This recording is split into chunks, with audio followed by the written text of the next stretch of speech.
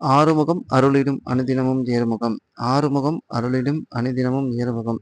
நற்பவி நற்பவி நற்பவி. ஸ்ரீ குமர குருதாச குருப்பியோ நமக. ஸ்ரீ குமர குருதாச குருப்பியோ நமக.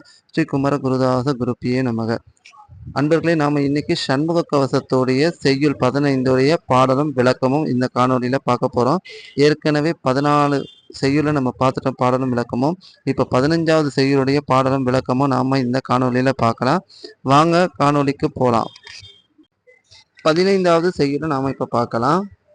சலத்தில் உய் வன்மீன் ஏறு தண்டுடை தெருக்கை மற்றும் நிலத்திலும் சலத்திலும் தான் நெடுந்துயர் தற்கே இல்ல குலத்தினால் நான் வருத்தம் கொண்டிரது அவ்வளை பலத்துடன் இருந்து காக்க பாவகி கூர்வேல் காக்க அப்படின்னு சொல்லி இந்த செய்யுள ஸ்ரீமத் பாம்பன் சுவாமி அவர்கள் முடிச்சிருக்கார்.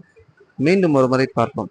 சலத்தில் உய்ய வன்மீன் ஏறு தண்டுடை திருக்கை மற்றும் நிலத்திலும் சலத்திலும் தான் நெடுந்துயர் தரக்கே யுள்ள குலத்தினால் நான் வருத்தம் கொண்டிடாது அவ்வவேளை பலத்துடன் இருந்து காக்க பாவகி கூர்வேல் காக்க அப்படின்னு சொல்லி இந்த செய்யுள பாம்பன் சுவாமி அவர்கள் முடிச்சிருக்காரு. இப்ப இதுக்கான விளக்கத்தை பார்ப்போம். நீரிலே வாழும் வன்மை வாய்ந்த முதலை நீண்ட கொம்பை உடைய திருக்கை மீன் மற்றுமுள்ள நீர்வாழ் உயிர்கள் நிலத்திலும் நீரிலும் பெரிய துன்பத்தை தருவதற்கே பிறந்துள்ள மற்ற உயிர்கள் ஆகியவற்றால் நான் துன்பமடையாத வண்ணம் அவ்வவ காலங்களில் உறுதியுடன் இருந்து வேல் காப்பதாக. தீப்பொறிகளின் மூலம் அமையப்பெற்ற உடலை முருகப்பெருமானின் கூறிய வேல் காப்பதாக அப்படின்னு சொல்லி விளக்கத்தை கொடுத்திருக்கார். மீண்டும் ஒரு முறை பார்ப்போம்.